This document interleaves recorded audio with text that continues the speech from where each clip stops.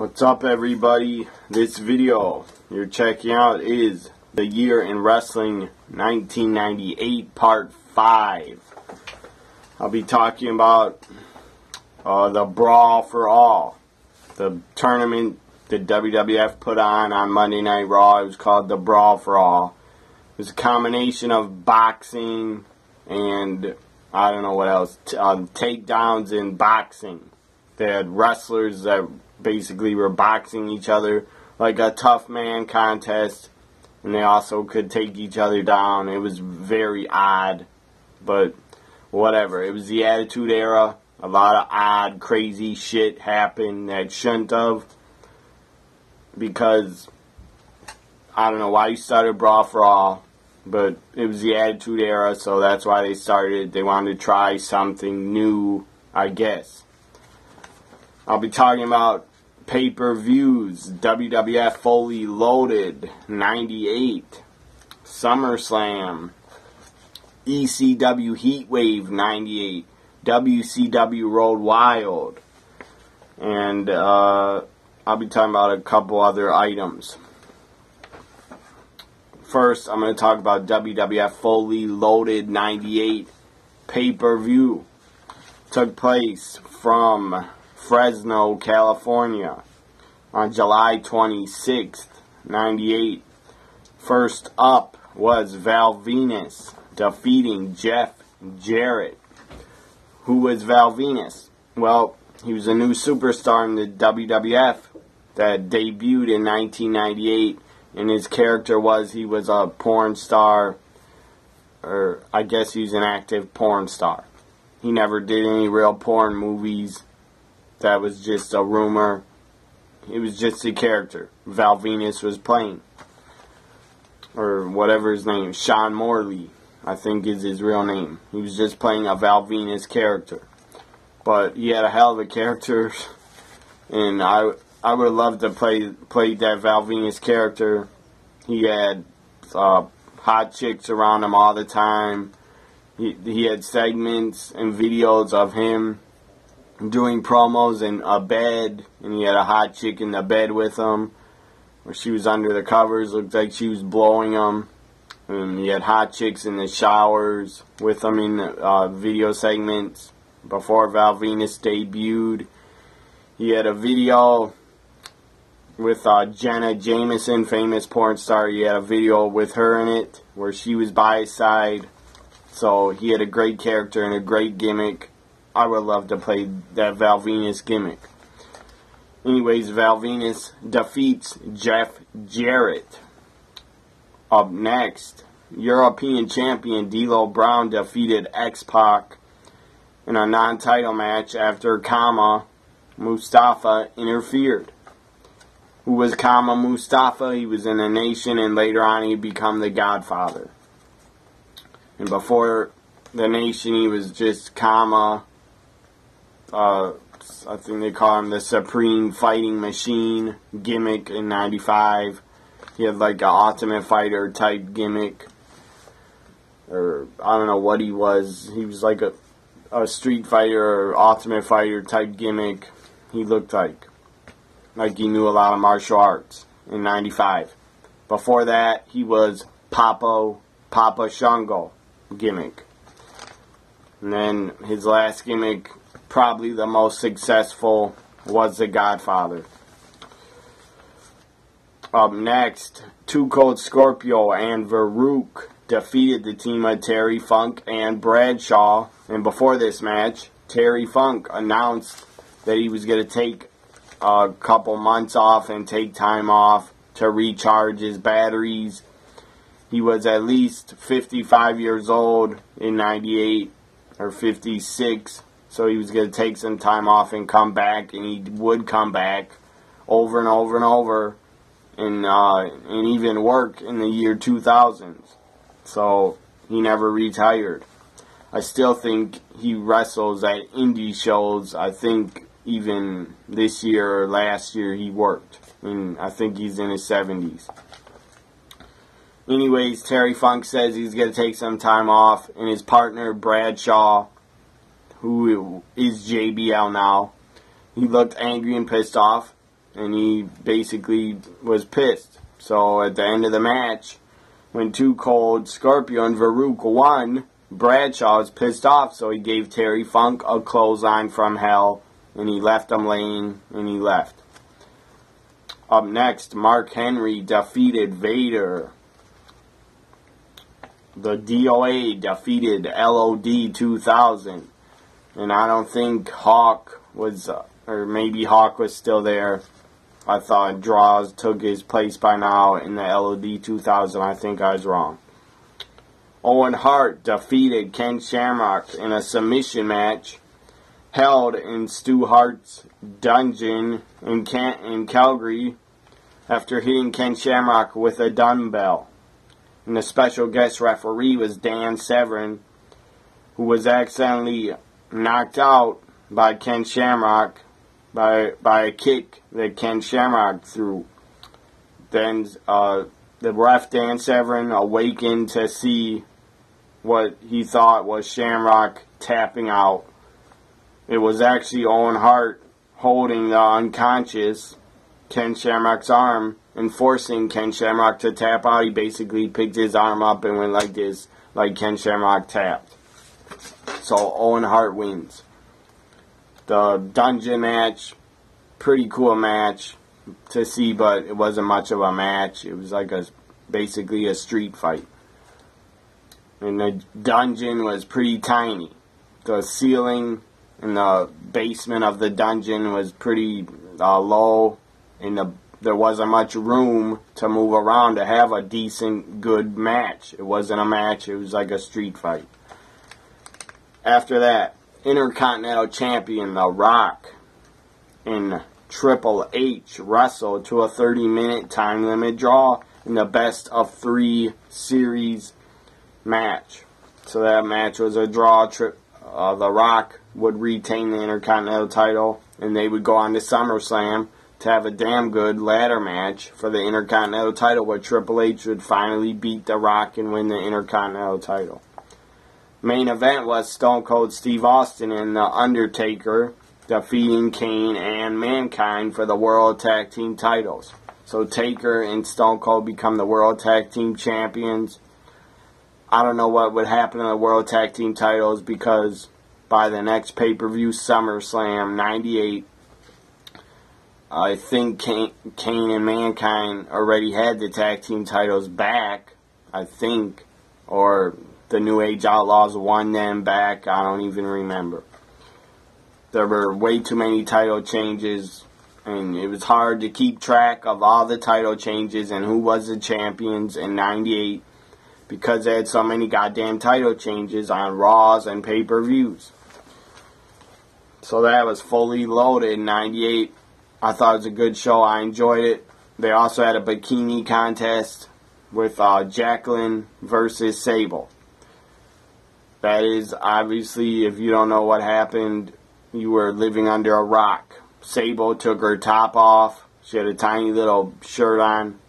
And basically, after Jacqueline was dressed very, very skimpy, she looked like a stripper.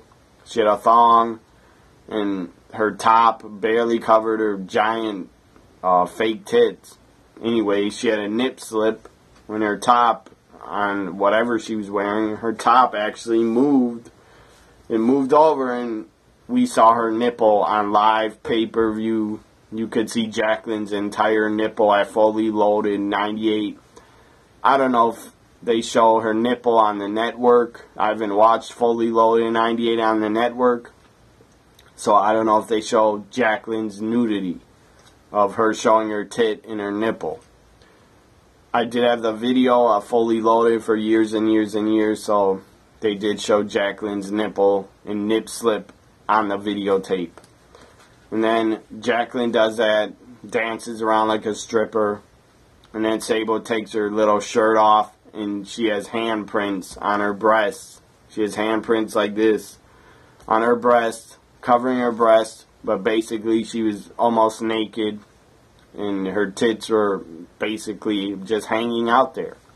And I believe the handprints were Mark Merrill's, because he was her husband at the time. But I think they'd get divorced in 99 or late 98, they'd get a divorce. So that bikini contest was pretty damn entertaining. And Sable taking her top off got a huge pop and a huge reaction. Of course it did, because the audience was probably 95% men. So that was, as I said, I enjoyed Fully Loaded in 98. I thought it was a good show.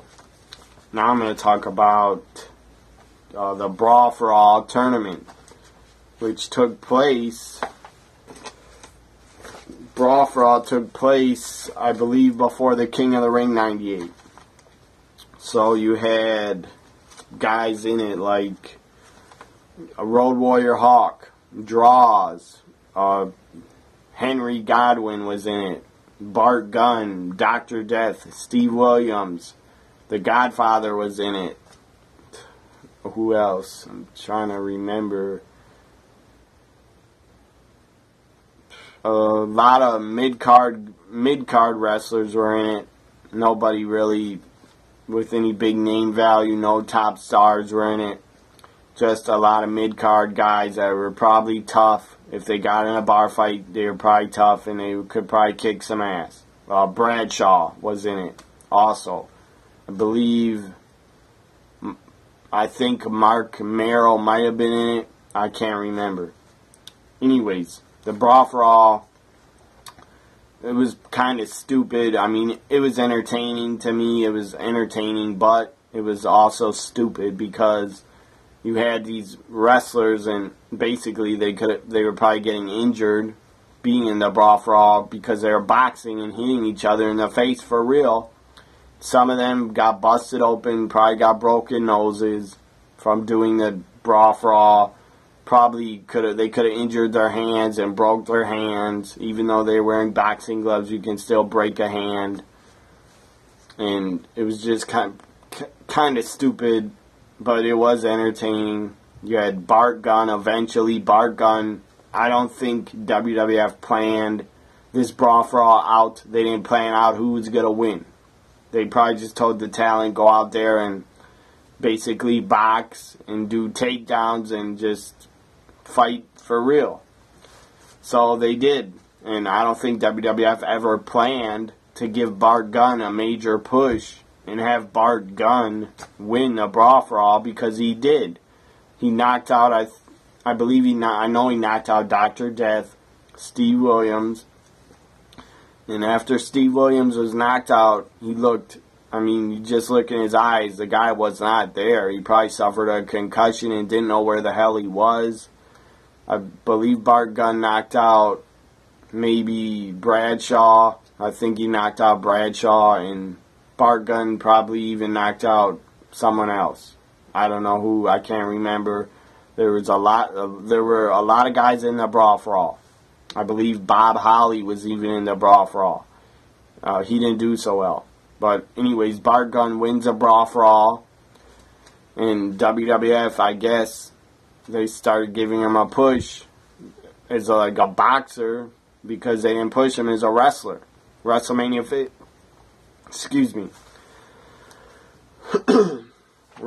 15, you had Bart Gunn. I guess WWF thought they were showcasing him as a boxer and as a super talent.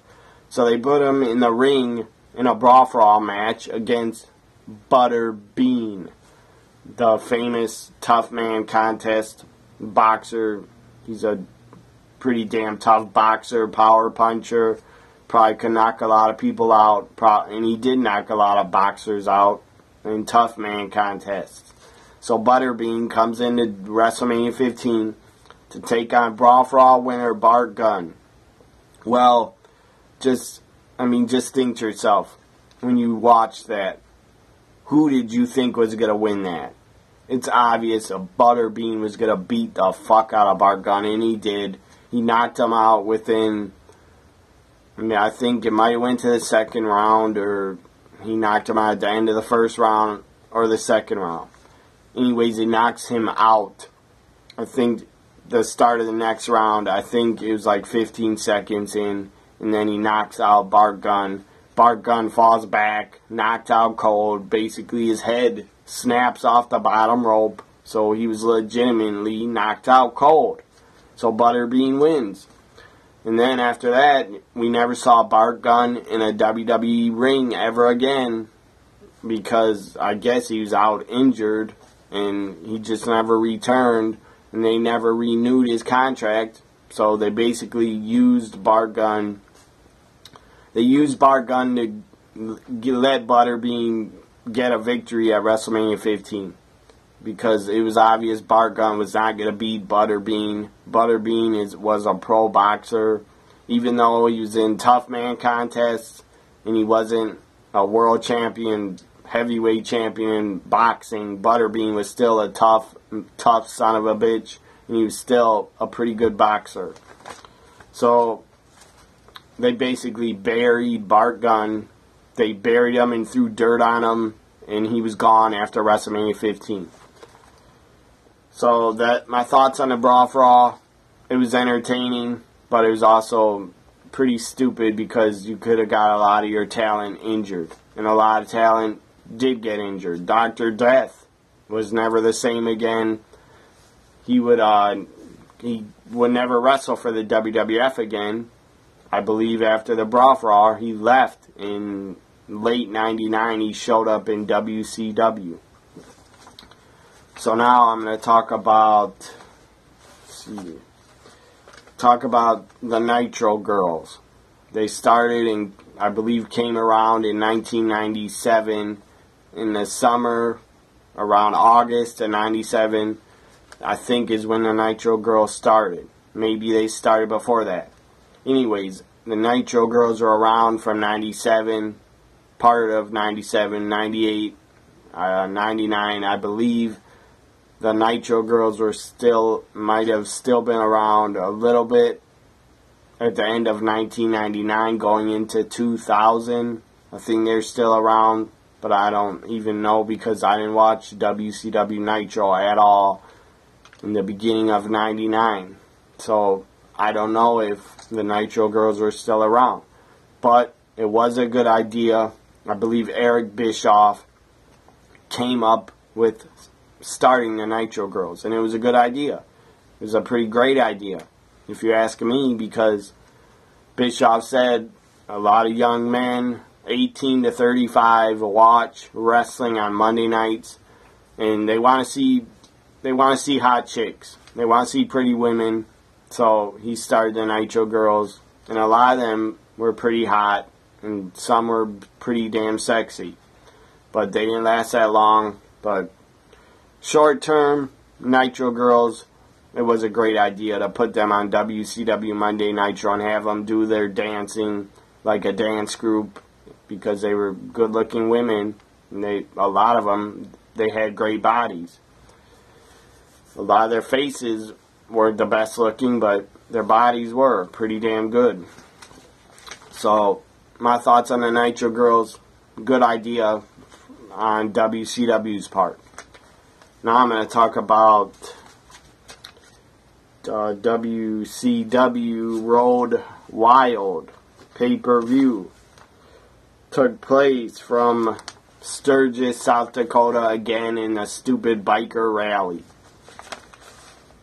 I'm sure none of those bikers paid to get in to see the pay-per-view Road Wild. They were probably just told, show up free at this area and you'll see live free wrestling. So I'm sure none of those bikers paid for their tickets because they got in for free, because they were just wanting to get drunk and they didn't care about wrestling. They were not wrestling fans. Road Wild had some really, just one match that was really, really god-awful and bad. And it involved Jay Leno. And that match is so bad. Jay Leno and DDP versus Eric Bischoff and Hollywood Hogan. I believe they did build it up, and they tried to get people to care. They built it up really hard, and Bischoff and Hollywood Hogan actually took over the Tonight Show. and went on the Tonight Show, scared Jay Leno off, and Bischoff took it over like he was hosting.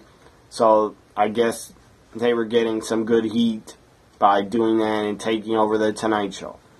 And then Jay Leno wrestling his first ever match.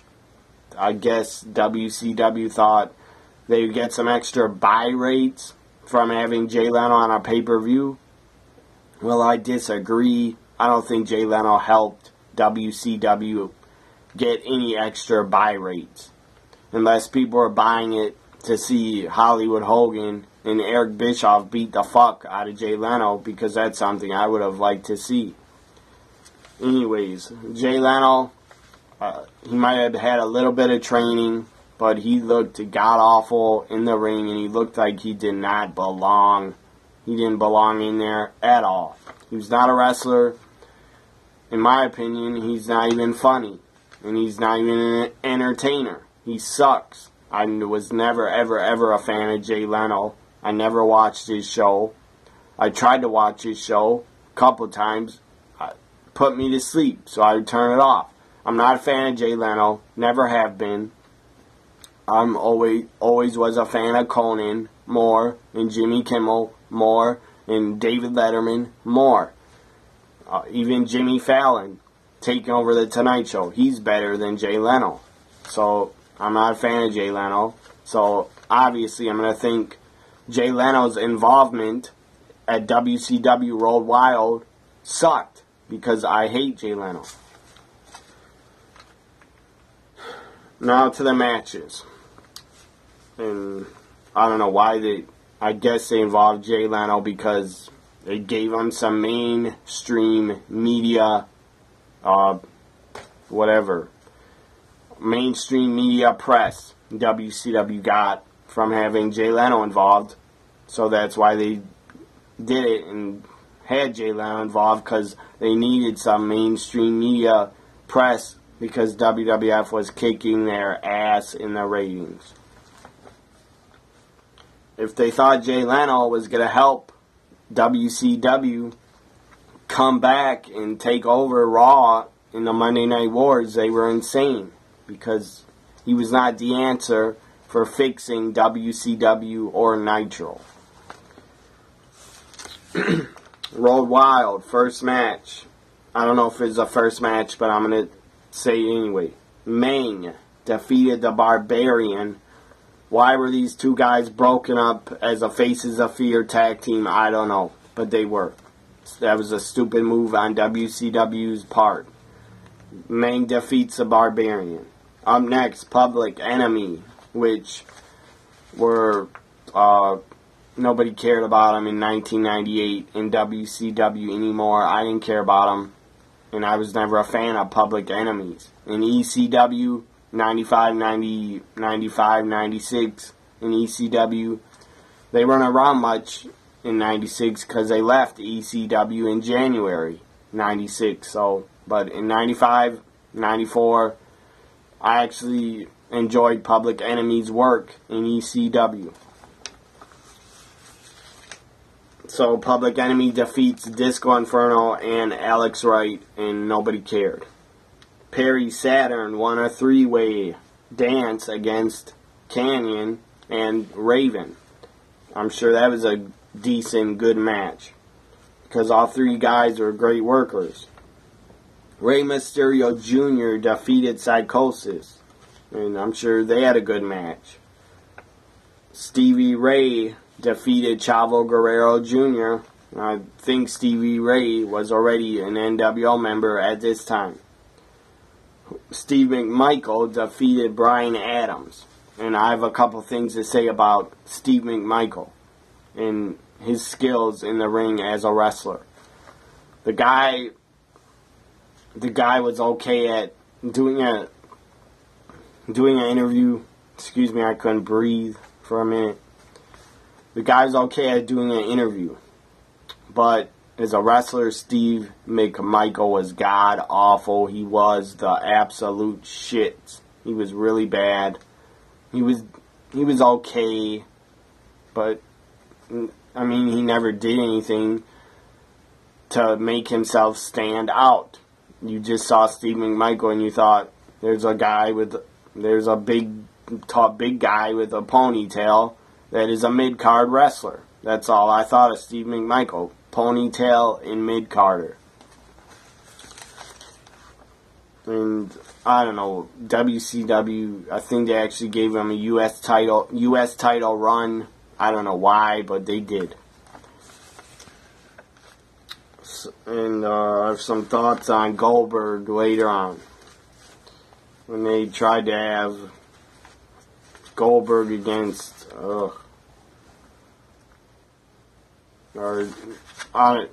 no hate towards Goldberg, I'm going to just talk about him a little bit on Road Wild, how they shouldn't have used Goldberg like they did, and it was just really stupid. Goldberg wins a battle royal. He was already the world champion. Why are you putting the world champion in a battle royal? I think a lot of NWO members were in it. The Giant was in it. I think Goldberg even jackhammered the Giant, or if he didn't jackhammer him at Road Wild, he did jackhammer the Giant on a WCW Nitro. That was damn impressive for Goldberg to pick up the Giant, who looked really out of shape, like he was about 500 pounds, or at least over 390. Where the hell was I now?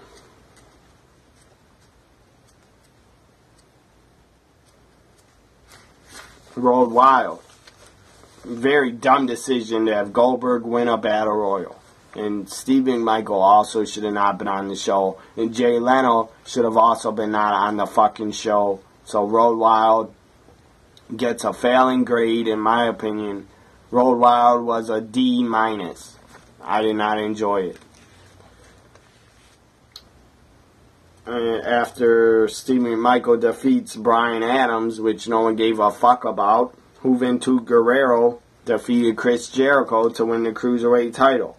Dean Malenko was a special guest referee, and Juventud and Jericho, I'm sure, had a decent match. Bill Goldberg, as I said, won a 9-man battle royal, and Scott Hall was eliminated first by Goldberg, and then Kevin Nash eliminated himself when he left the ring to fight with Scott Hall. And then Goldberg eliminated Conan and Kurt Hennig. And then simultaneously, Goldberg eliminated Scott Norton and Sting. And then the Giant eliminated Lex Luger. Finally, Goldberg pinned the Giant to win the match. So I guess after everybody was thrown out, you had it down to 2 guys. They went one-on-one, and it was pinfall victory. That doesn't make any sense either. But that was WCW in late 1998. They were a mess, and I don't think they knew what the hell to do and what storylines to do and what matches to come up with. I don't think they knew what direction they were going in. They were just throwing fucking shit at the wall to see if it would stick and what would work and what would not work. Well, Goldberg, putting Goldberg over Hogan and giving Goldberg the world title, that actually did work for WCW. And Goldberg was super over for WCW. And he probably made WCW a big profit in 98 when in 1998 WCW lost $65 million fucking dollars. How did they lose that much? I don't have a fucking clue how they lost that much. They probably had too many talent under contract. They had probably over 80 talent under contract who were getting paid well, and they weren't even using them. So that didn't help their budget. And they're probably overpaying a lot of veterans. WCW is probably overpaying them. And they probably all had guaranteed contracts. I mean, Kevin Nash was getting paid a ton. Scott Hall was getting paid a ton. Hogan, I believe Hulk Hogan was made $10 million a year. In his WCW run, he was getting paid $10 million a year. Randy Savage, I'm sure, was getting paid a ton. He was under contract for years and years. Bret Hart, they paid Bret Hart $3 million a year. for a 3-year contract. So Bret Hart made $9 million from WCW. I don't know if he got all that money or he had to sue them or what. But Bret Hart was making $3 million a year, 98, 99, and 2000. He couldn't even wrestle anymore in 2000. He had to retire. So he wasn't on any Nitros or any shows. They had him come back in like September 2000 on a Nitro where they had the Doomsday cage where it was 3 levels of a cage. And Bret Hart returned for some reason and slammed the door of the cage, I believe, on Bill Goldberg. I guess he did that for revenge because Bill Goldberg is the one that ended Bret Hart's career. At Starrcade 99, he super kicked Bret Hart in the head and gave him a concussion that ended Bret Hart's career. That's very sad and tragic because I think Bret Hart would have still wrestled at a high level from 99 to 2002 or 3. He probably would have still been wrestling at a high level. So I guess Bret Hart, they had him return in September 2000 just to screw Goldberg over, and I believe that match is when Goldberg lost, or Vince Russo won the WCW World title and was given the World title because he escaped the Doomsday cage, so they gave him the World title. And in late 2000, they were still pushing Booker T, and he would win the World title from Kevin Nash at Fall Brawl 2000. But in the late 2000, WCW was an absolute mess, and it was unwatchable. I did watch Booker T's segments and Booker T matches, but the rest of WCW was just unwatchable. It was unfucking watchable most of the year 2000. Anyways, I'm talking about 98. I'll get back to 98. So, up next at Road Wild, and that's a god-awful name for a pay-per-view. Before that, it was called Hog Wild. Because of stupid motorcycles, people call them hogs. And so then they changed the name in 97, I believe, and it was called Road Wild. Still a god-awful name for a pay-per-view. Probably one of the worst names for the pay-per-view. One of the worst names for a pay-per-view in wrestling history, to call a pay-per-view Road Wild. God-awful name. Up next, Diamond Dallas Page and Jay Leno with Jay Leno's band leader, Kevin Eubanks. So Kevin Eubanks was with them. No one gave a fuck about Jay Leno or Kevin Eubanks on a wrestling show. They defeated Hollywood Hogan and Eric Bischoff when Jay Leno pinned Eric Bischoff after Kevin Eubanks used a diamond cutter on Eric Bischoff. This match was just god-awful. Probably one of the worst main events in wrestling pay-per-view history. Not just WWF, WCW, ECW history. Wrestling history, one of the worst main events ever because Jay Leno was involved. At least Eric Bischoff could sell and could work a match. And Bischoff proved he could work a match, I believe, when he had his first match at Starrcade 97 against Larry Zbyszko. Or maybe that was, maybe it was Sold Out 98 when Bischoff wrestled Larry Zbyszko. I don't remember. But Bischoff proved that he could wrestle. He wasn't a great wrestler. He wasn't a wrestler. He was running WCW, but he did have a lot of heat. So he got in the ring, like, eventually Mr. Vince McMahon eventually also stepped in the ring because he had a ton of heat. But people actually wanted to pay to see Vince get the crap beat out of him by Stone Cold. Because Stone Cold and Vince built up a feud for a long, long time. Their first match wasn't until pay-per-view St. Valentine's Day Massacre 99 in February. So Vince and Stone Cold built up an epic feud where people wanted to see them fight. And they wanted to see Stone Cold beat the crap out of Vince. And that eventually happened. And I'm sure that did great business for the WWF. Vince, or Mr. McMahon versus Stone Cold Steve Austin.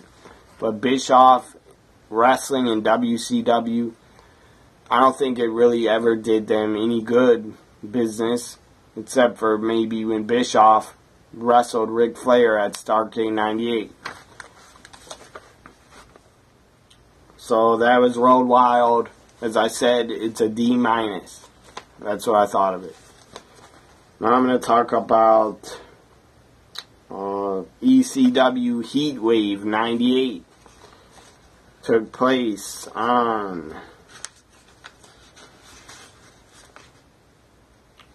what's the goddamn date? August 2nd, 98. ECW Heatwave took place from Dayton, Ohio. First match was pretty damn good. I believe they're in a best of 7 series of matches. Jerry Lynn versus Just Incredible. I believe this was the final match of the series. Just Incredible defeats Jerry Lynn. And as I said, they had a good match to kick off the pay-per-view. Up next, Chris Candido with Tammy Lynn Sitch, his girlfriend, longtime girlfriend, defeated his former tag team partner. They held the tag titles together. Lance Storm. Chris Candido defeats Lance Storm. Masato Tanaka defeats Mike Awesome in one of the most insane, craziest, insane, funnest matches to watch. They just watch that match back if you have the network. Masato Tanaka versus Mike Awesome. They had great matches in Japan and FMW. And they brought their feud from Japan to ECW into the United States. And it got over like a motherfucker with the ECW audience. Mike Awesome matches versus Masato Tanaka matches always delivered. I thought they always delivered. I thought they were great. They had a mix of, hardcore wrestling. They used chairs and tables, basically. And just listen and watch some of those chair shots that Mike Awesome gave them Masato Tanaka. Those are some of the sickest, most violent chair shots you'll ever see anywhere in wrestling history. He must have bashed in Tanaka's head at least. He must have cracked him with that chair at least 6 times. It was insane, but the crowd loved it because it was ECW, and they loved that style of wrestling. But Masato Tanaka, for some reason, the guy kept getting cracked in his skull with the chair, and he kept getting up. He kept standing up and taking more punishment. The guy was tough as hell, tough as nails. And then Masato Tanaka does an insane, he power bombs and picks up Mike Awesome, who was really big, like 6'6", 250 or something like that, probably 275. Picks up Mike Awesome on his shoulders, power bombs him, and throws him over the top rope through a table. Mike Awesome's skull and his neck, he fell through the table, so at least he didn't fall on the concrete. But the table just smashes, and there is concrete under the table because ECW did not use any wrestling mats for their pay-per-views. So that spot, Mike Awesome through the table, that was insane to watch. I thought he broke his fucking neck, or his head, basically. He looked like he landed on the concrete. After the table broke, his head did land on the concrete, or his back and his neck did. That match was absolutely insane, but it was super entertaining. But maybe a lot of people will think it wasn't entertaining and it was just a violent crap. I disagree. It was entertaining to me, but I enjoy a lot of violence in wrestling. I really enjoyed ECW in the ECW style. So maybe I'm biased talking about ECW. Maybe it was violent crap to a lot of people, but then they shouldn't have watched it. They should have turned it off if they were smart and they didn't want to watch it. Violent crap. in my opinion, ECW was did hardcore wrestling way better than at the time than CZW was doing. I never got into them. I never was a fan of CZW. Their hardcore matches were just, they were too extreme for me. ECW didn't do that type of garbage wrestling. They did, but not to the extremes that CZW did it. CZW had guys smashing light tubes, or whatever they call those, for less than light bulbs. They had them smashing light tubes over each other's heads. So obviously I've seen that stuff live at a live event at a little indie show I went to in the year 2000. They had a hardcore cup tournament, and I saw guys breaking light tubes over each other's heads. It's not pretty. It was violent as hell, and it was not pretty to watch. But I enjoyed it, but I was kind of in shock also when I saw it, because I thought, how in the hell, how can two humans agree to, I mean, they call themselves wrestlers. They're not wrestlers. They're just basically idiots. You want to go in a ring and smash light tubes over each other's heads. That has done nothing to do with wrestling. That is not wrestling. That is just stupidity. That is stupid shit. Somebody could have got severely injured. I mean, the glass from the light tube could have broke off and landed in somebody's eye. And just, it was stupid, crazy shit. CZW, in my opinion, went to the extremes way more extreme than ECW ever did. The most extreme ECW, the most extreme they ever got was when they had a couple flaming table matches and people got powerbombed through flaming tables. Big deal. I'm sure they didn't get burned because the flames would go out when they would go through the table. And the other extremes ECW did was they were pretty violent in 95. They had a Taipei death match where Axelrod and Ian had broken glass taped to their fists to the tape. But that was only one time. And then the other extremes ECW did was they had a couple barbed wire matches. They had a barbed wire match in 94. In 95 they had, I think, only one or two with Cactus Jack and Sandman. And then 96 they had a barbed wire match with Sandman versus Raven. And then 97 they had a really violent barbed wire match with Sabu and Terry Funk. And after that Sabu Terry Funk barbed wire match, ECW and Paul Heyman never did another one ever again, because it probably did get too out of control. So CZW, at the time when ECW was still in business, was violent, crap, garbage wrestling. In my opinion, ECW was way better.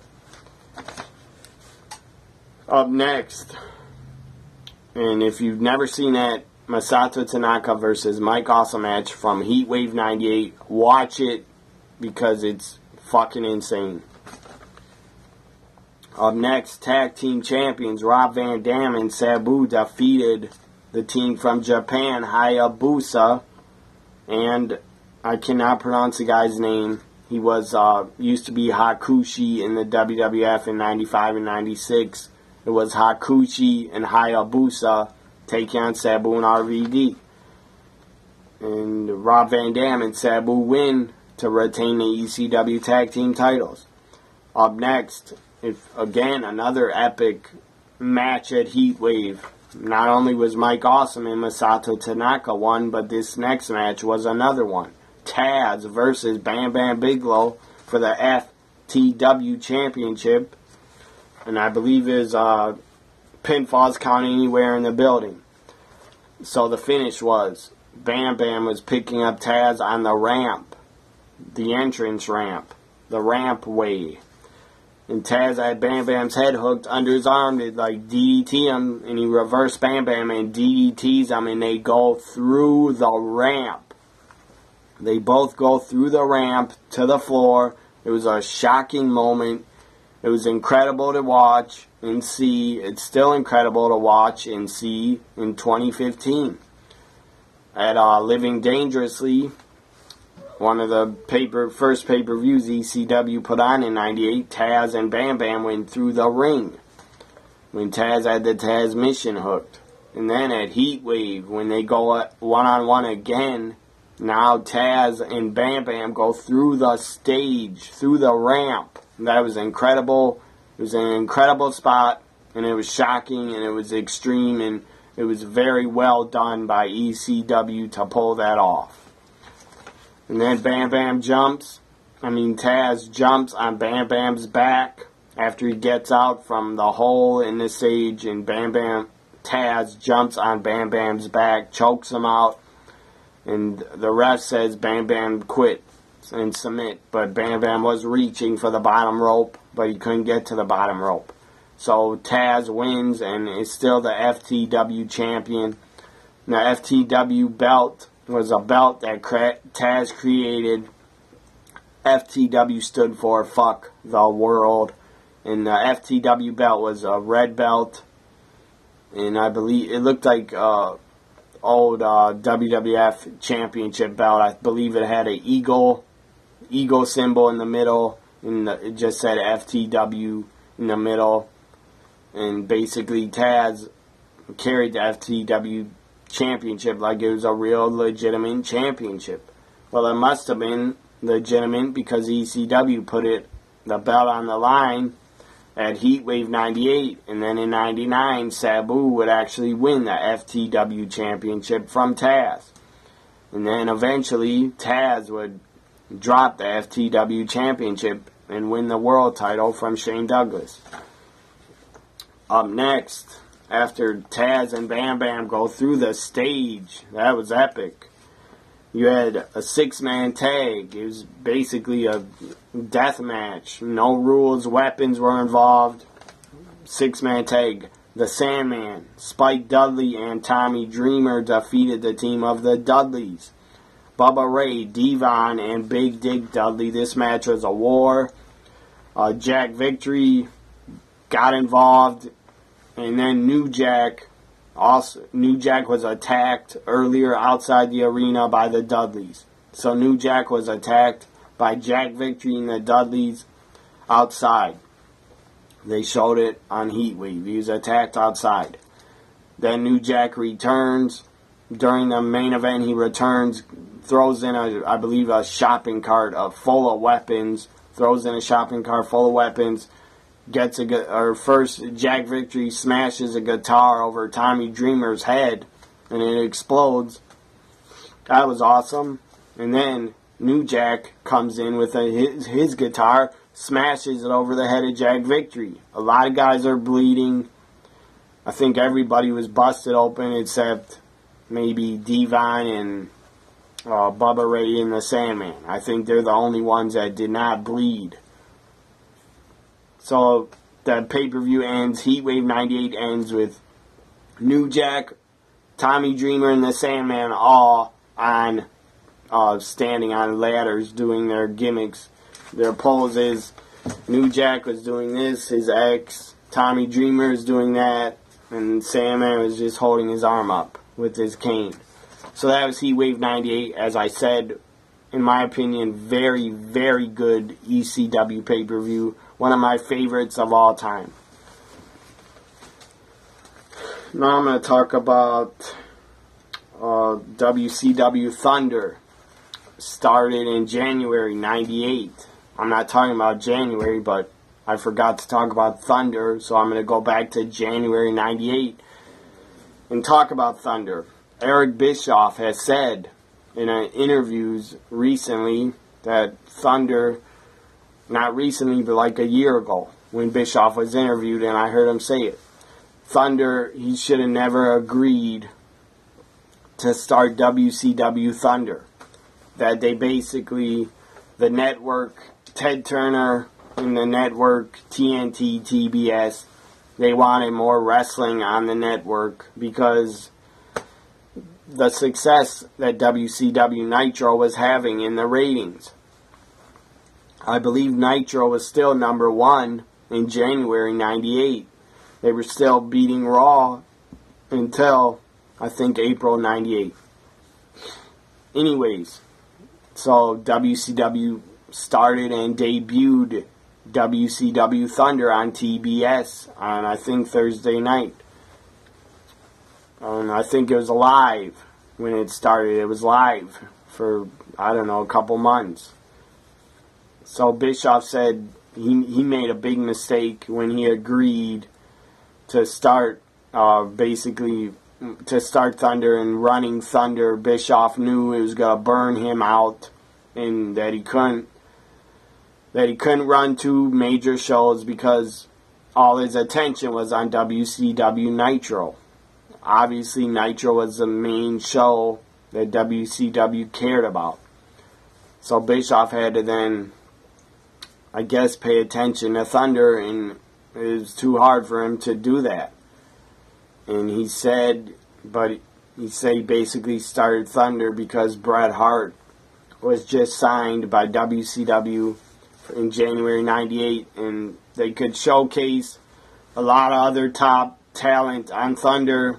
If they were not showcased on Nitro, they could put them on Thunder. Well, I do believe Bischoff when he says Thunder was a really bad idea to start it, and it was one of the reasons for the downfall of WCW, because Thunder was just, it was an okay show when it first started in 98, but probably in 99 and definitely in 2000, Thunder was just like a meaningless, pointless, meaningless show. Anyways, Thunder was a mistake. Eric Bischoff said it himself. And I agree it was a mistake to start it, but TNT and TBS and Ted Turner, they wanted more wrestling on their networks because it was getting huge ratings. It was getting 5.0s, 5 million people a week, 6 million people a week, or whatever, 4 million a week. That's a lot of damn people.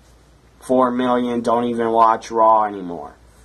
Since WCW has died, I don't think Raw has ever gotten a 5.0 or 6.0 rating because 6 million do not watch wrestling anymore on Monday nights. So now I'm finished, and that ends my year in wrestling 1998 part 5 video. I'll be back with a part 6 on Tuesday. I was going to talk about SummerSlam in this video, but I will next video. I'll talk about SummerSlam 98. Ric Flair's return to WCW Nitro in September 98, where you got a huge reaction. And the Ultimate Warrior, or as he was known in WCW just as The Warrior, and his debut in WCW on Nitro in September 98. Hope you enjoyed it. This was the Year in Wrestling 1998, Part 5. Enjoy Raw tonight if you're watching Raw. I'll be on Twitter, as always, at TNA WWE Guy Live, tweeting Monday Night Raw. If you're on Twitter, tweet me and interact with me. I'll answer you if you tweet me. Anyways, have a good Monday night. Bye for now.